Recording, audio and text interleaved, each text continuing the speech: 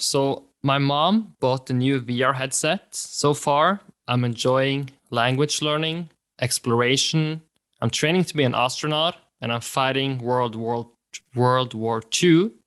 But VR, I think maybe it was Sam Altman. He had this saying about VR that as soon as people are spending 4 hours a day on VR, besides social media and Netflix, that's when you know you have like the trajectory to invest. So you've been in VR for so many years.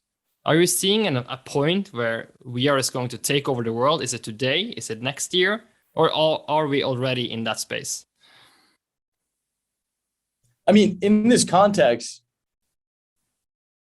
okay, here. I like being a part of movements, and when there's a new piece of technology like a VR headset, I like to be able to support those movements. Or in the case of Bitcoin, it was Bitcoin, the blockchain, the Bitcoin blockchain. And like there was a moment, a singularity, and then you were able to say, hey, I want to support anyone who's supporting this industry. And that's what Boost VC does. We find the singularity and then we support the ecosystem. And in this context, VR had a moment. Technology just takes time. Like I think we assumed a lot of things throughout the journey, and I've learned a lot from virtual reality, more so than almost crypto in some ways. It's inevitable. Like even if Sam Altman saying that, like is saying it's inevitable, right? Like this was a timing aspect. When does it take off, right? It's more about when's the right time to invest.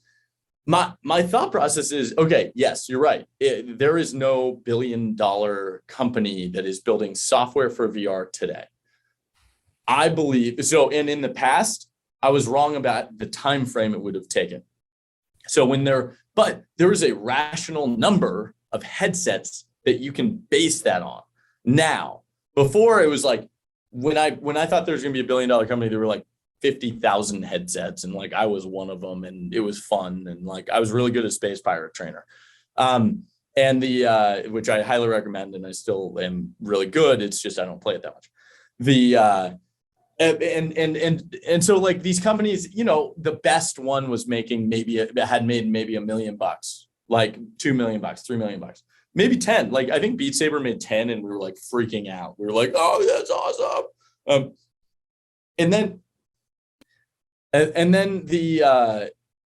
But then we quickly realized just across our portfolio, like it was still undecided which headset had the most population, so had the most headsets, and which platform to build for.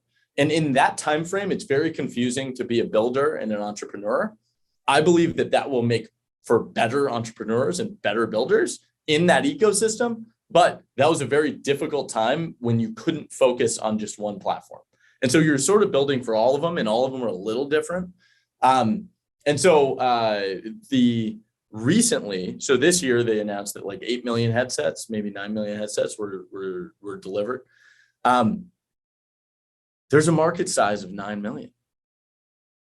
9 million makes a market. So we have companies who are doing millions of dollars in revenue now, like they're real businesses, and they will grow at the speed that the VR market grows. So if you believe that Sony's going to deliver a good headset, that Apple's going to deliver a good headset, and that Meta will continue to deliver good headsets, suddenly this market's not 8 million. This market's 40 million. And suddenly there are 40 million people who have VR and is building that amount of time in that entertainment. Right now, yeah, a majority of people are still using it for entertainment. It's like, I have a friend come over, hey, you got to try this Richie's plank. You walk the plank. It's funny to watch you like fall off the plank. And like hurt yourself doing it, basically. Like, and you do the roller coaster, right? So, well, the roller coaster. I did the roller coaster when the headsets were really not great. I don't. Yeah, that was like the most nauseous I've ever been.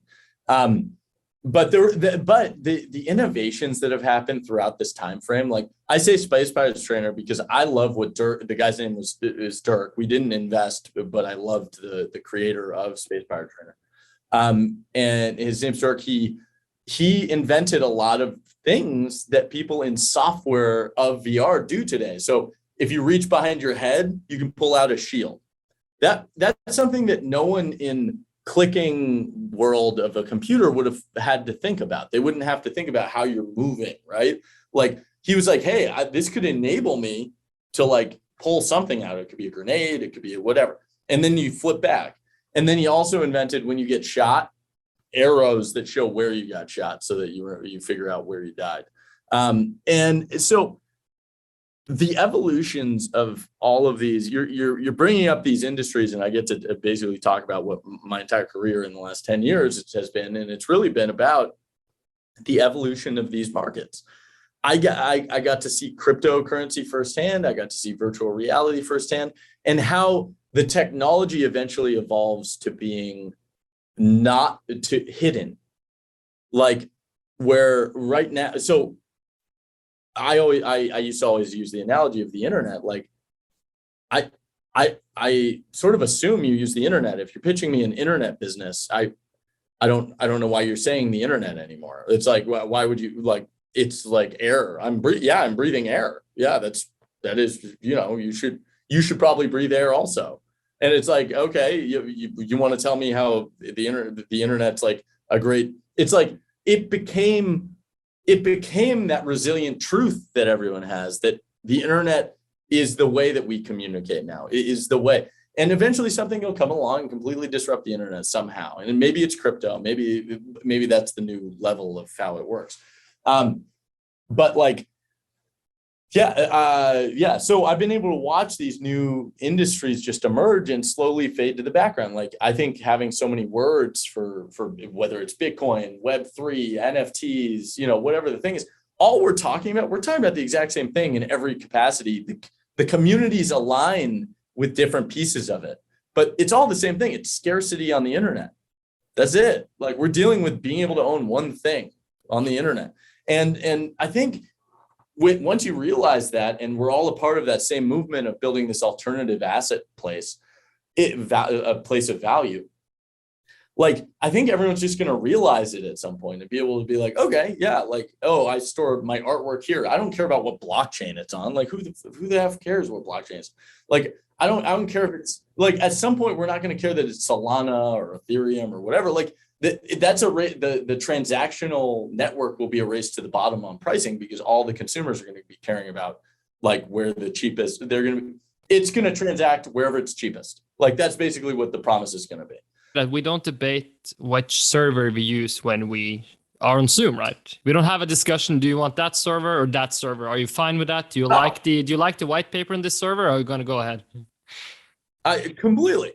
That'd be a ridiculous. It's like, just deliver me the freaking thing, right? Like, I don't, like, we obviously used the bad server when this cut us off, but like, in general, I'm not going back to the server room and being like, which brand of server was that? Like, it's a commodity, and we're building blockchains will become a commodity it's going to be great. Like, the value will go back to the consumer. The value will go back to the protocol layer, which is so crazy. And that's a complete seismic shift in how business works and economics works today. But at the end of the day, you're not going to care if it's Solana or, like, these people who are, like, religious about their blockchain. I believe they will each be used for different things, or everyone's going to have the same stuff, and it's just going to be about which transaction is the best. And, like, it's going to, like, there's not going to be a specific type. And I think, Bitcoin's going to have a lot of the same services. I think Ethereum's going to have a lot of the same services. It's just Solana's. But this is one thing that I am seeing is, like, in the short term, in the early days, it's not bad to bet that something is too expensive for builders. So, like, I missed Ethereum because I was stubborn about Bitcoin. I instead of high conviction, I was stubborn. I was like, hey, we don't have enough people to build a market that's just Bitcoin. Why are we adding a distraction right now? I saw Vitalik speak. I had every opportunity known to man to invest in the crowd sale of Ethereum. I didn't do it. I do own Ethereum today, and I did do it pretty early, but, like, I had every opportunity to be like, hey, this is going to be a seismic shift, because Bitcoin is expensive. It is expensive to innovate. Now, Ethereum became high transaction costs, and everyone was religious about Ethereum, which now I have a bunch of college kids pitching me on Solana because they can experiment for cheap on Solana. Like, that's basically all they're caring about. Like they care that they can experiment for cheap. They know they want to be on Ethereum also. It's sort of like Android, iPhone. Like, why are you building on Android? Well, it's because I have an Android, right? Like it's basically like, hey, I didn't have enough money on Ethereum to actually own one Ethereum. I wanted to be able to build.